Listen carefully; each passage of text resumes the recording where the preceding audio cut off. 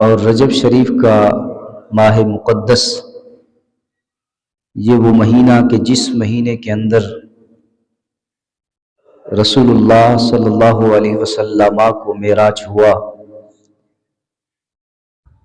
ہر نبی کو معراج ہوا اپنے اپنے انداز کے مطابق.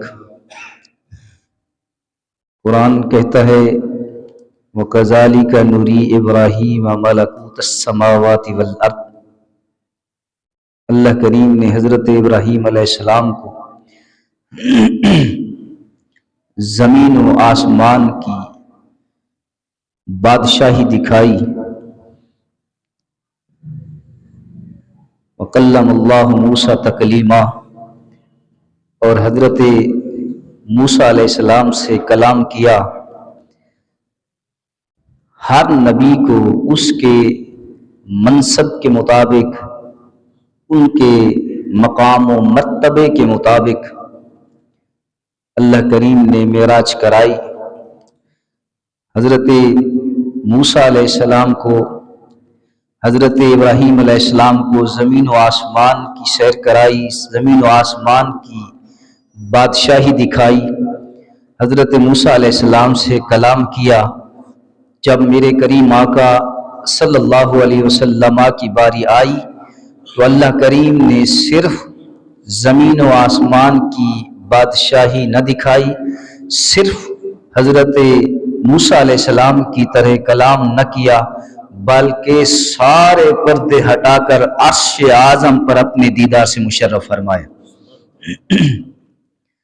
فرمایا سبحان الذی اسری بعبدہ لیلا من المسجد الحرام الى المسجد الاقصى الذی بارکنا حولہ لنریہ من آیاتنا انہ هو السمیع البصیر.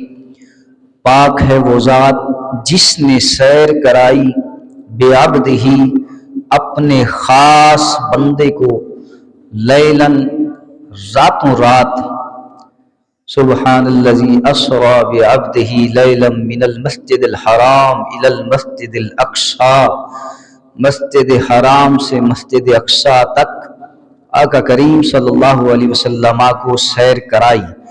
اس آیت کا شان نزول یہ ہے کہ جب آقا کریم صلی اللہ علیہ وسلم لامکانوں کی سیر کر کے جب واپس آئے اور اپنی قوم کو جب آپ نے اس بات کا اظہار فرمایا کہ اللہ کریم نے مجھے لامکانوں کی سیر کرائی ہے، مجھے معراج ہوا ہے، اللہ کریم نے اپنے دیدار سے مشرف فرمایا ہے، تو بہت سارے لوگوں نے اس بات کا انکار کیا. جب لوگوں نے، قوم نے اس بات کا انکار کیا تو اس وقت قرآن کی آیہ مبارکہ نازل ہوئی کہ اس بات کا انکار نہ کرو، اللہ کے نبی کو معراج کرانے والا خود رب کائنات ہے. فرمایا سبحان الذی اسری بعبدہ لیلا من المسجد الحرام الی المسجد الاقصی. پاک ہے وہ ذات جس نے سیر کرائی اپنے خاص بندے کو راتوں رات مسجد حرام سے مسجد اقصی تک. اللہ کریم نے آقا کریم صلی اللہ علیہ وسلم کو یہ ساری نشانیاں جب دکھائی تو کسی فرشتے کی ڈیوٹی نہ لگائی، بلکہ اللہ کریم خود اعلان کر رہا ہے کہ اپنے محبوب کو سیر کرانے والی ذات ہے تو وہ خدا کی ذات ہے. فرمایا سبحان الذی اسری بعبدہ لیلا من المسجد الحرام الی المسجد الاقصی الذی بارکنا حولہ لنریہ من آیاتنا انہ هو السمیع البصیر. تو آقا کریم صلی اللہ علیہ وسلم کو جس انداز کے ساتھ معراج ہوا، اللہ اکبر. حدیث پاک میں ہے، مشکاۃ شریف کی حدیث ہے 725، حدیث نمبر 725. اس حدیث کے اندر ہے، مشکاۃ شریف کے اندر، کہ میرے کریم آقا صلی اللہ علیہ وسلم کو جب آسمانوں کی سیر کرائی گئی تو اللہ کریم نے فرمایا اے میرے محبوب، فرشتوں کی گفتگو کو آپ نے سنا کیا کہتے ہیں؟ اور اس سوال سے پہلے میرے کریم آقا خود فرماتے ہیں رأیت ربی فی احسن صورت، اسی حدیث کے اندر ہے، فرمایا رأیت ربی فی احسن صورت، میں نے اپنے رب کو خوبصورت صورت میں دیکھا ہے، میں نے اپنے رب کو احسن صورت میں دیکھا ہے۔ آگے اللہ کریم نے فرمایا ہے میرے محبوب، یہ فرشتے جو گفتگو کر رہے ہیں، کیا ان کی گفتگو کو تم نے سنا؟ یہ کیا کہتے ہیں؟ تو میرے کریم آقا صلی اللہ علیہ وسلم نے عرض کیا، اے اللہ میں نہیں جانتا یہ مالا اعلیٰ کے فرشتے کیا گفتگو کر رہے ہیں، کیا کہتے ہیں، مجھے علم نہیں ہے، یا اللہ تو بہتر جانتا ہے۔ حدیث کے اندر ہے جس کا مفہوم یہ ہے، میرے کریم آقا صلی اللہ علیہ وسلم نے فرمایا کہ میں اس مقام پر پہنچا کہ جہاں پر اللہ کریم نے کتفی یدہ، جہاں پر اللہ کریم نے اپنے ہاتھ میرے کندھوں پر رکھے، اللہ کریم نے اپنے ہاتھ میرے کندھوں پر رکھے۔ میرے کریم آقا صلی اللہ علیہ وسلم نے فرمایا کہ جیسے اللہ کریم نے اپنے ید اللہ والے ہاتھ جب میرے کندھوں پر رکھے تو میں نے اپنے سینے کے اندر ٹھنڈک محسوس کی، اور اس ٹھنڈک کی برکت سے زمین و آسمان کے اندر جو کچھ بھی تھا وہ سب کچھ میں نے جان لیا، اللہ کریم مجھے علم عطا کر دیا۔ تو سامعین محترم، یہ راز و نیاز کی بات ہے، قرآن کے اندر ہے سبحان الذی اسری بعبدہ، عبد اور چیز ہے اور عبدہ یعنی عبدہ یہ اور چیز ہے۔ عبد علامہ اقبال فرماتے ہیں عبد دیگر، عبدہ چیزیں دیگر، عبد دیگر، عبدہ چیزیں دیگر، آسراپا انتظار ای منتظر۔ اللہ اکبر، فرماتے ہیں کہ عبد اور چیز ہے، عبدہ وہ اور چیز ہے۔ تو آقا کریم صلی اللہ علیہ وسلم کو معراج ہوا رات کے وقت۔ آج یہ نکتہ عرض کر رہا ہوں کہ رسول اللہ صلی اللہ علیہ وسلم کو رات کے وقت معراج کیوں ہوا، دن کے وقت حضور کو معراج کیوں نہ ہوا، دن کے وقت اللہ کریم نے اپنی دیدار سے مشرف کیوں نہ فرمایا، دن کے وقت رسول اللہ صلی اللہ علیہ وسلم لامکانوں پر تشریف کیوں نہ لے گئے۔ آقا کریم صلی اللہ علیہ وسلم کو جب معراج ہوا تو دن کا وقت نہیں تھا، رات کا وقت تھا، رات کے وقت آقا کریم صلی اللہ علیہ وسلم کو معراج ہوا۔ جب میرے کریم آقا صلی اللہ علیہ وسلم دنیا میں تشریف لائے تو اس وقت بھی کچھ اندھیرا تھا، مکمل دن نہیں تھا نہ مکمل رات تھی، صبح صادق کا وقت تھا کہ رات جا رہی تھی دن آ رہا تھا، کچھ نہ کچھ اندھیرا تھا۔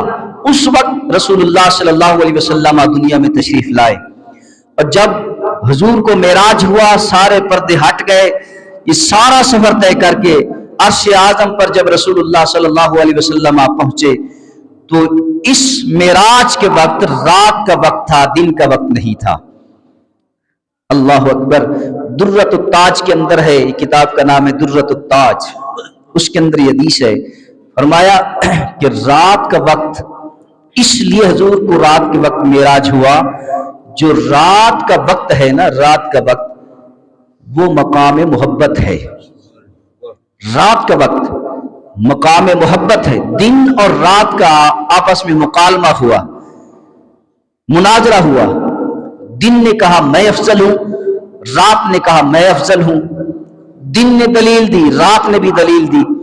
دن نے کہا میری دلیل یہ ہے کہ سورج جب طلوع ہوتا ہے تو غروب آفتاب تک سارا دن اس سورج کی وجہ سے سارا جہاں روشن و منور ہوتا ہے۔ تو اللہ نے فرمایا رات دن فخر نہ کر کہ تجھ میں سورج طلوع ہوتا ہے، رات کا مقام یہ ہے کہ رات کے وقت وہ سورج طلوع ہونے والا ہے کہ جو اس سورج کا بھی سورج ہے، اس سورج کا بھی وہ آفتاب ہے، جو ساری کائنات کا وجود کائنات کی اصل وہ سورج طلوع ہونے والا ہے۔ تو رات کا وقت مقام محبت ہے، رات کا وقت دن کی نسبت رات کا وقت محبت ہے۔ علماء نے حکمت بیان کی، ہو سکتا ہے کہ دن کے وقت دن کی تپش، دن کی گرمی کوئی آڑے آ جاتی، کوئی رکاوٹ بن جاتی، لیکن رات کا وقت ایسا ہوتا ہے جیسے ملاحت کا وقت ہو، سکون کا وقت ہو، ٹھنڈک کا وقت ہو، اس لیے رات کو اختیار کیا۔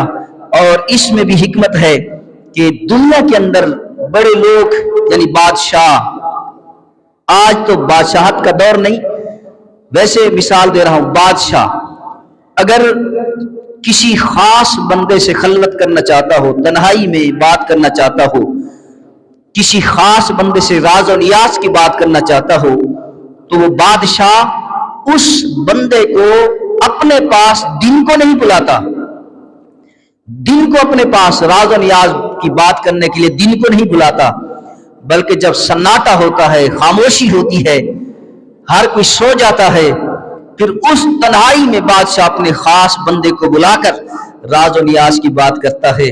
اگر دنیا کے اندر بادشاہ کسی سے راز و نیاز کرنا چاہے تو وہ رات کے وقت اسے تنہائی میں خلوت میں بلا کر اس سے باتیں کرتا ہے۔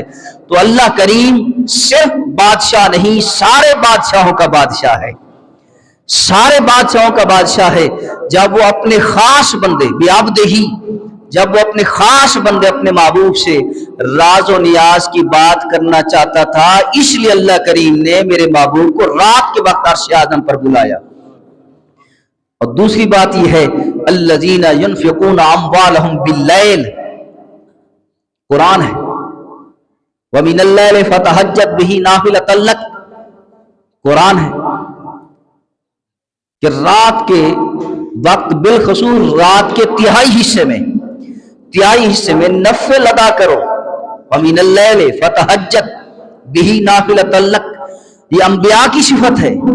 تہجد ادا کرنا یہ انبیاء پر فرض تھا، حضور کی امت پر فرض نہیں، سارے انبیاء پر یہ تہجد کی نماز نوافل سارے انبیاء پر فرض تھی۔ اور یہ وہ وقت ہوتا ہے کہ اس وقت خدا کا بندے کو قرب نصیب ہوتا ہے، اور نوافل ادا کر کے حدیث میں ہے کہ جو بندہ یتقرب الی بالنوافل، جو اللہ کا قرب حاصل کرنا چاہتا ہے وہ تہجد کے نوافل ادا کرے، نماز تہجد ادا کرے، وہ ایسا وقت ہوتا ہے خدا کے قرب حاصل کرنے کا۔ تو انبیاء کے بعد اللہ کے نیک بندے صالح ولی، انہوں نے بھی اس وقت کو قائم رکھا، تہجد کے وقت اٹھ کر نوافل ادا کرتے ہیں، نماز تہجد ادا کرتے ہیں اور خدا کی بارگاہ میں مقام حاصل کرتے ہیں۔ تو یہ بھی رات کا وقت ہے، خدا کے قرب کا وقت بھی رات کا وقت ہے، دن کا وقت نہیں۔ وَمِنَ اللَّيْلِ فَتَہَجَّدْ بِهِ نَافِلَةً لَكَ، راتوں میں سے رات کا وقت وہ ایسا وقت ہے کہ جس وقت نوافل ادا کیے جاتے ہیں، نماز تہجد ادا کی جاتی ہے۔ الَّذِينَ يُنْفِقُونَ أَمْوَالَهُمْ بِاللَّيْلِ، اور وہ لوگ بھی ہیں جو اپنے مالوں کو، اپنے مال کو خرچ کرتے ہیں تو رات کے وقت خرچ کرتے ہیں۔ قرآن کہتا ہے الذین ينفقون اموالهم باللیل، وہ لوگ جو اپنے مالوں کو خرچ کرتے ہیں تو رات کے وقت خرچ کرتے ہیں۔ اس کے دو معنی ہیں، ایک معنی یہ ہے کہ رات کے وقت ہی خرچ کرتے ہیں، رات کے وقت ہی خرچ کرتے ہیں، اس لیے کہ رات کے وقت وہ وقت ہوتا ہے کہ جس وقت کوئی دوسرا بندہ نہیں دیکھ سکتا، کوئی بندہ صدقہ کرے، خیرات کرے، کسی کی مدد کرے، اس وقت کرے کہ جس وقت کوئی دیکھ نہ رہا ہو، اور دیکھنے والا ہو تو صرف اور صرف خدا دیکھ رہا ہو، کوئی اور دیکھنے والا نہ ہو۔ اور اس کا دوسرا مطلب یہ ہے کہ اگر بندہ اپنے مالوں کو خرچ کرے، چاہے دن کو کرے چاہے رات کو کرے، اس انداز کے ساتھ خرچ کرے کہ دوسرا دیکھنے والا نہ ہو، کسی دوسرے کو پتہ نہ چلے، اس کا دوسرا معنی یہ ہے کسی دوسرے کو پتہ نہ چلے۔ حتیٰ کہ حدیث کے اندر ہے کہ بندہ اگر صدقہ کرے، ایک ہاتھ سے صدقہ کرے تو دوسرے ہاتھ کو بھی پتہ نہ چلے، ایک ہاتھ سے صدقہ کرے دوسرے ہاتھ کو بھی پتہ نہ چلے، تو اس کا مفہوم یہ ہے۔ فرمایا الذین ينفقون اموالهم باللیل، الذین ينفقون اموالهم باللیل، انبیاء کے بعد نبوت ختم، رسول اللہ صلی اللہ علیہ وسلم آخری نبی، انبیاء کے بعد قیامت تک ولایت کا سلسلہ جاری رہے گا، قیامت تک۔ حدیث میں ہے میرے کریم آقا صلی اللہ علیہ وسلم فرماتے، حضرت ابو ہریرہ راوی ہے، حضرت ابو ہریرہ رضی اللہ تعالیٰ عنہ فرماتے ہیں کہ آقا کریم صلی اللہ علیہ وسلم نے فرمایا، اے صحابہ کیا میں تمہیں ان لوگوں کے بارے میں خبر نہ دوں جو میرے بعد آئیں گے، جنہوں نے میرا زمانہ نہیں پایا، مجھے دیکھا نہیں، میرے بعد آئیں گے؟ کیا ان لوگوں کے بارے میں خبر نہ دوں؟ جب حشر کا دن ہوگا تو وہ نورانی ممبروں پر، نورانی تخت پر ہوں گے، ان کے چہرے نورانی ہوں گے، چہرے چمک رہے ہوں گے، وہ ایک دوسرے سے اگر ملاقات بھی کرتے ہوں، ایک دوسرے سے ملتے بھی ہوں، تو کوئی سبب نہ ہو، کوئی مطلب نہ ہو، کوئی رشتہ داری نہ ہو، کوئی تعلق نہ ہو، اس ملنے میں بھی اللہ کی رضا ہو۔ انبیاء جب ان کے مرتبے کو دیکھیں گے تو کہیں گے کیا یہ شہداء ہے؟ شہداء جب ان کے مرتبے کو دیکھیں گے تو کہیں گے کیا یہ انبیاء ہیں؟ نہ وہ انبیاء ہوں گے نہ وہ شہداء ہوں گے۔ ان کو یہ مقام و مرتبہ صرف اور صرف اسی وجہ سے ملے گا کہ وہ ایک دوسرے سے اگر ملیں گے، ایک دوسرے سے اگر تعلق رکھیں گے، تو ان کا مقصد صرف اور صرف اللہ کی رضا ہوگی۔